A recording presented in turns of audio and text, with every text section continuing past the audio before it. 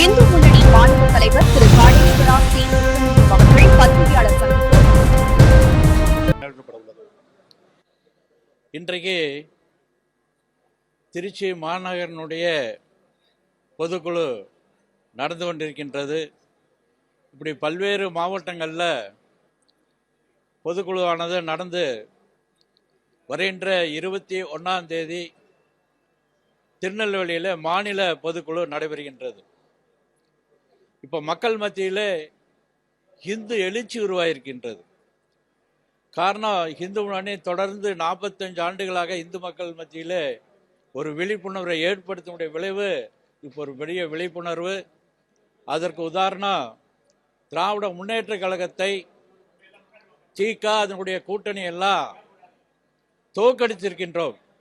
தொடர்ந்து இந்து விரோத கூட்டணியை தோற்கடிக்கணும் அப்படி நாம் தொடர்ந்து வற்புறுத்தின விளைவு இன்றைக்கு அந்த திமுக அரசாங்கத்தை நாத்திக அரசாங்கத்தை தூக்கி எறியப்பட்டது. இது இந்து மக்களுக்கு கிடைத்த மிகப்பெரிய வெற்றி. இப்போ எல்லா பகுதியிலுமே இந்த எழுச்சியானது மிக பிரமாண்டமாக இருந்து கொண்டிருக்கின்றது. இது இந்து மக்களுக்கு நம்ம இந்து முன்னணி சார்பில் இந்து மக்களுக்கு பாராட்டு தெரிவித்துக் கொள்கிறோம். இப்போ இருக்கக்கூடிய இந்து முன்னணியுடைய பொறுப்பாளர்கள் வேகமாக வேலை செஞ்சுட்டு இருக்காங்க. வருகின்ற காலங்களில் இன்னும் இந்து எழுச்சி உருவாகணும். நிறைய கோயில் எல்லாம் 175 கோயில் திமுக அரசாங்கத்தின் மூலியமாக இடித்திருந்தாங்க. அதெல்லாம் திரும்ப புனர் நிர்ணயம் பண்ணணும் அப்படி சொல்லியிருக்கோம்.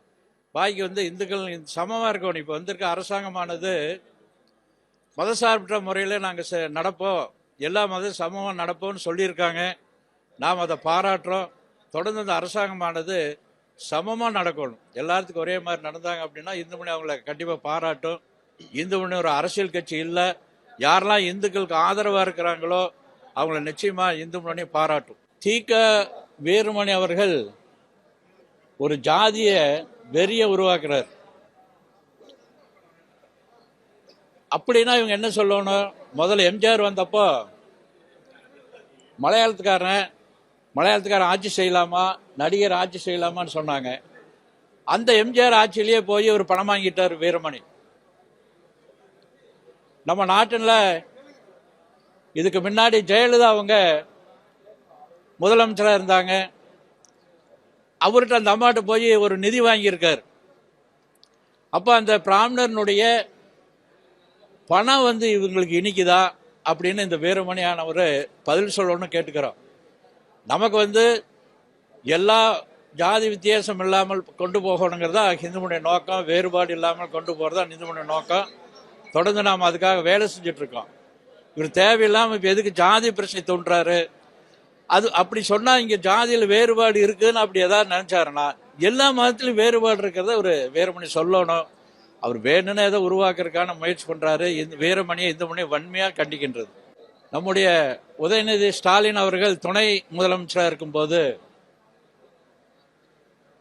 நான் கிறிஸ்தவன் என்பதில் பெருமை கொள்றேன்னு சொல்றார். சம்சாரம் ஒரு கிறிஸ்தவ பெண் பேரும் கூட மாத்திச்சு, கிறிஸ்டின்ங்கிறத கிறிஸ்தியான்னு மாத்தி வச்சுக்கிச்சு.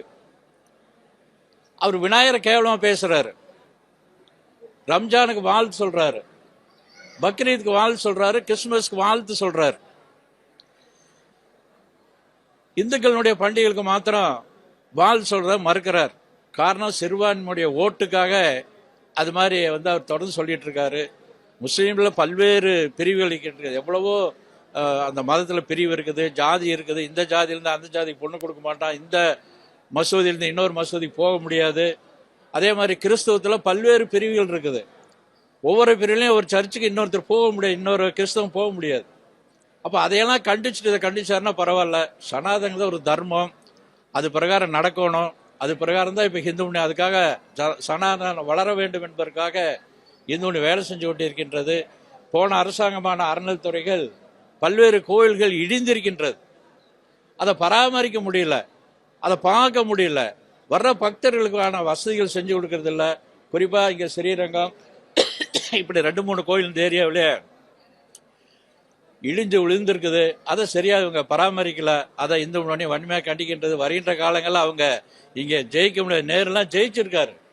அது மாதிரியான அந்த கட்சியை சொல்லிட்டு வர்றவங்களே தோக்கடிக்கணுங்க தான் இந்து முன்னணி வேண்டுகோள் விடுக்கிறது. போன அரசாங்கமானது நீதிமன்றத்தை மதிக்கல. நீதிமன்ற தீர்ப்பு சொல்லியிருக்கு, மேலே தீபம் ஏற்றவுடனே அதை தடுத்திருக்காங்க. அதனுடைய விலை எப்படி இருந்ததுன்னா, அங்கே இருக்கக்கூடிய ஐஏஎஸ் அதிகாரி, ஐபிஎஸ் அதிகாரிகள் மன்னிப்பு கேட்குற அளவுக்கு நிலையை இந்த அரசாங்கம் கொண்டு விட்டுருச்சு. ஒரு நல்ல அதிகாரிகளை மன்னிப்பு கேட்குற அளவுக்கு இந்த அரசாங்கம் கொண்டு போய் விட்டுருக்குது. போன அரசாங்கம், நடந்து முடிஞ்ச அரசாங்கம். இப்போ இருக்க அரசாங்கம் நாங்கள் சமமாக நடப்போம், சட்ட ஒழுங்கை பாதுகாப்போம் அப்படி சொல்கிறாங்க. அதனால் இந்த ஆண்டு தெய்வமேத்திற்கு பிரச்சனை இருக்காதுன்னு இந்த முன்னணி நம்புது. அதுக்கு வருகின்ற காலம்தான் பதில் சொல்லணும். ஒரு நர்சிங் கல்லூரியில் படிக்கக்கூடிய பொண்ணு ஒன்று தவறான சிகிச்சை மூலியமாக இறந்துருக்கின்றது. கோயம்புத்தூரில் ஒரு 13 வயது சிறுமியை கற்பழிக்கப்பட்டு கொலை செய்யப்பட்டிருக்காங்க. பல்வேறு பகுதியில் இந்த அரசாங்கம் வந்த பிறகு சட்ட ஒழுங்கு இப்படி மோசமாக போயிட்டுருக்குது. உடனடியாக கவனம் கொடுக்கணும். இப்போ இருக்கக்கூடிய உறவுத்துறையில் இருக்கக்கூடிய அஸ்ராக்காருக்கு ஒரு நேர்மையான அதிகாரி தான் சொல்கிறாங்க, இது வரைக்கும் அவர் மேலே எந்த ஊழல் குற்றச்சாட்டோ ஒரு காழ்ப்புணர்ச்சியோடு நடக்கலை அப்படி தான் நமக்கு தெரியுது. ஆனால் உடனடியாக இந்த சட்ட ஒழுங்கை இந்த அரசாங்கமும் காவல்துறையும் உளவுத்துறையும் எச்சரிக்கையாக இருந்து அதை காப்பாற்றணும்னு கேட்டுக்கிறேன்.